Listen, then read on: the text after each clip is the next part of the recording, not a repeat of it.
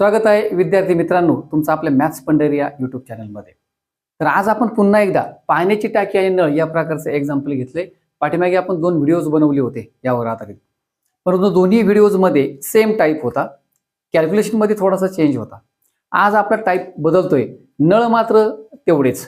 मागच्या दोन्ही एक्झाम्पल्समध्ये 2 नळ होते, याही एक्झाम्पलमध्ये 2च नळ आहेत, हे लक्षात घ्या। परंतु फरक नेमका कोठे आहे तर आपण उदाहरण वाचूया, तुमच्या लक्षात येईल। एक पाण्याची टाकी एका नळाने 5 तासांत भरते। पहिला नळ आहे, पाण्याची टाकी 5 तासामध्ये भरते, त्याची कॅपॅसिटी दिलेली आहे। आता दुसरा नळ पहा, दुसऱ्या नळाने ती भरलेली टाकी 10 तासांत रिकामी होते। हा महत्वाचा फरक आहे। पहिला नळ टाकी भरण्याचं काम करतोय आणि आता दुसरा नळ टाकी रिकामी करण्याचं काम करतोय। हा महत्वाचा फरक आहे। मागच्या दोन्ही व्हिडिओजमध्ये दोन्ही नळ टाकी भरण्याचं काम करत होती। आपल्याला एक्झाम्पलचा फरक लक्षात आला पाहिजे, म्हणजे मग सोडवायचं कसं, मेथड आपल्याला लक्षात ठेवता येतात। पहा, आता प्रश्न विचारलाय काय, जर दोन्ही नळ एकाच वेळेस चालू केल्यास ती रिकामी टाकी किती वेळात भरेल? पहा, टाकी भरणार आहे, जरी एक नळ टाकी रिकामी करीत असला तरी सुद्धा टाकी भरणार आहे। म्हणजे याचा अर्थ हे उघड झालं की पहिला नळ मोठा आहे आणि टाकी रिकामा करणारा जो दुसरा नळ आहे तो छोटा आहे, त्यातून कमी पाणी बाहेर पडते। येते लक्षामध्ये, यातून पाणी जास्त पडते टाकीमध्ये आणि म्हणूनच ही रिकामी टाकी भरणार आहे, हे लक्षात घ्या। पहा, यावरून पण लक्षात येतं की पहिला नळ टाकी 5 तासातच भरतोय आणि दुसऱ्याला टाकी रिकामी करायला मात्र जास्त वेळ लागतोय, 10 तास। म्हणजे दुसरा नळ छोटा आहे, पहिला मोठा आहे।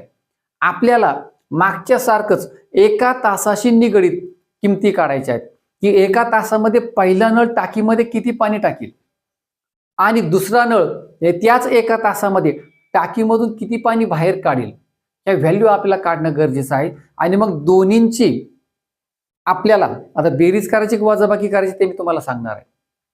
मग त्यावेळेला टाकीमध्ये एका तासामध्ये किती पाणी शिल्लक राहणार आहे ते आपल्याला काढायचे। मग त्या एका तासावरून संपूर्ण टाकी भरण्यासाठी किती वेळ लागू शकतो हे आपण काढू शकतो।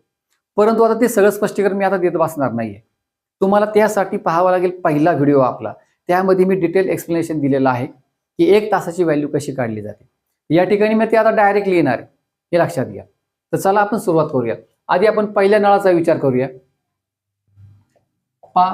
पहिला नळ 1 तासात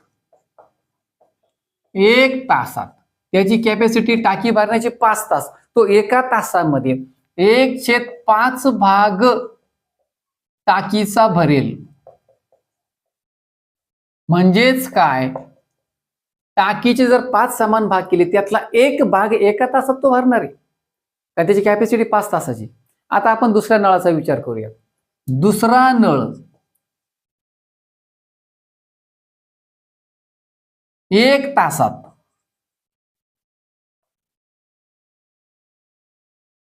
पहा त्याची कॅपॅसिटी 10 तासात तो टाकी रिकामी करतोय भरलेली, एकटा बरं का, फक्त एकटा, स्पेशली एकटा। हा पण स्पेशली एकच नळ विचारात घ्यायचा टाकी भरतानाचा। मी एका नळाचा तुम्हाला इथे भाग लिहून दिले आहेत, 1/5 भाग। आता दुसऱ्या नळाचा आपण विचार करतोय, त्याचा येईल एका तासामध्ये 1/10 भाग टाकीचा रिकामा करेल, टाकीचा हा रिकामा करणार आहे। म्हणजे टाकीचे जर 10 समान भाग केले त्यातला 1 भाग तो एका तासामध्ये रिकामा करणार आहे। हे झालं आपण एकट्या नळाचा विचार केला, एका तासाचा।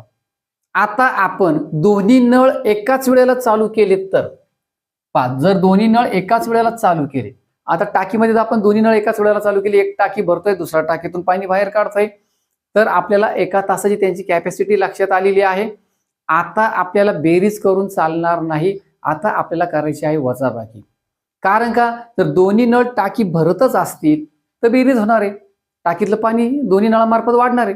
पण आता एक भरतोय, दुसरा पाणी बाहेर काढतोय, म्हणजे आपल्याला करावी लागेल वजाबाकी। वजाबाकी करताना कोणत्या व्हॅल्यू मधून कोणती वजा करायची हे आपल्या लक्षात आलं पाहिजे। 1/5 मधून हे वजा करायचे की यातून हे वजा करायचे, ते आपल्या लक्षात आलं पाहिजे। तर चला, जर दोन्ही नळ एकाच वेळेला चालू केले,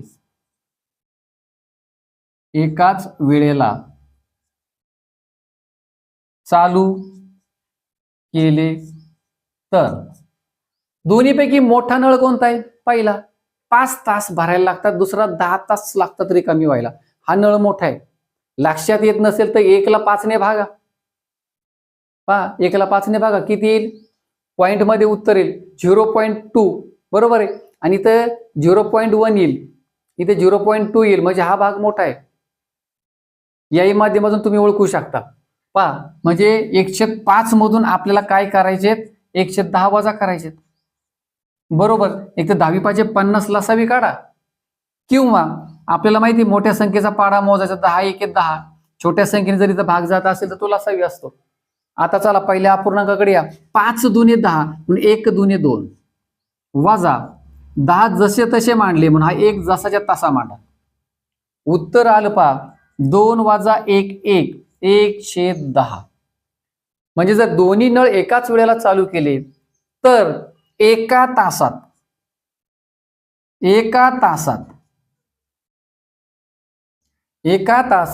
पहिला नळ टाकी भरण्याचं काम करतो, त्यातून हे पाणी वजा केले म्हणजे एवढा भाग टाकीचा भरणार आहे, हे लक्षात घ्या. 1/10 भाग टाकीचा भरेल.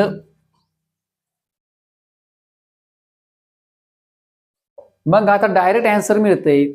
एका तासात जर 1 भाग भरत असेल तर टाकीचे एकूण 10 भाग केलेत, 10 भागापैकी 1 भाग एका तासात भरतो, मग 10 भाग भरायला किती वेळ लागेल? 10 तास लागतील. साधं लॉजिक आहे. हे पर्याय क्रमांक 3 उत्तर येणार आहे आपलं, हे लक्षात घ्या. लगेच कळतंय. किंवा मी तुम्हाला याचा रेसिप्रोकल करायला सांगितलं होतं, एका व्हिडिओमध्ये मी सांगितले 1/10चा रेसिप्रोकल घ्या, 10/1 म्हणजे उत्तर येईल 10. फायनल आन्सर काढताना याचा रेसिप्रोकल घ्यायचा नेहमी, आणि छेदाने अंशाला काय करायचं? भाग द्यायचा. पण इथं छेदामध्येच 1 आलाय, त्यामुळे 1ने कोणत्याही संख्येला भाग दिला तीच संख्या येणार आहे, म्हणजे या ठिकाणी 10 उरणार आहे, हे लक्षात घ्या. असंही सोडू शकता कॅल्क्युलेशनच्या माध्यमातून. म्हणजे संपूर्ण टाकी भरायला किती वेळ लागणार आहे? 10 तास. परीक्षेला सोडवताना एवढं सगळं काय लिहित बसायचंय का? नाही. तर तुम्हाला सराव चांगला करायचा आहे. सराव चांगला असेल तर लगेच लक्षात घ्यायचे, पहिला नळ टाकी भरण्याचं काम करतोय, दुसरा नळ टाकी रिकामी करण्याचं काम करतोय. दोन्ही नळ एकाच वेळेला जर चालू केले, जर टाकी भरत असेल म्हणजे याचा अर्थ टाकीत पाणी सोडणारा नळ मोठा आहे आणि रिकामा करणारा छोटा आहे. मग काय करायचं? हा नळ टाकीत पाणी भरतोय, मग लगेच काय करायचे? फक्त 1/5 घ्यायचे. हे काय सगळं लिहित बसायचं नाही, फक्त एका तासाशी निगडीत करतोय आपण.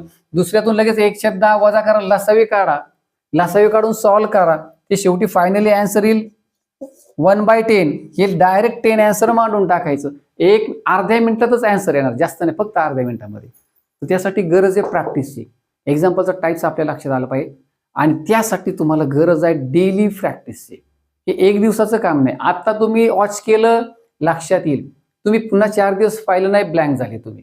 डेली प्रॅक्टिस मॅथ्समध्ये लागते. चला विद्यार्थी मित्रांनो, तुम्ही जर आपल्या चॅनलवरती नवीन असाल तर नक्की चॅनलला सबस्क्राईब करा, कारण मी डेली व्हिडिओज टाकत असतो वेगवेगळ्या पॉईंट्सवर, आणि असे सगळे पॉईंट्स मी कंप्लीट पण करणार आहे. अजून एक बरेच काही टाईप्स मला पाण्याची टाकी आणि नळ यावर घ्यायचे आहेत. तर आपली प्लेलिस्ट आहे पाण्याची टाकी आणि नळ. तर चॅनल ओपन केल्यानंतर प्लेलिस्टवर जा.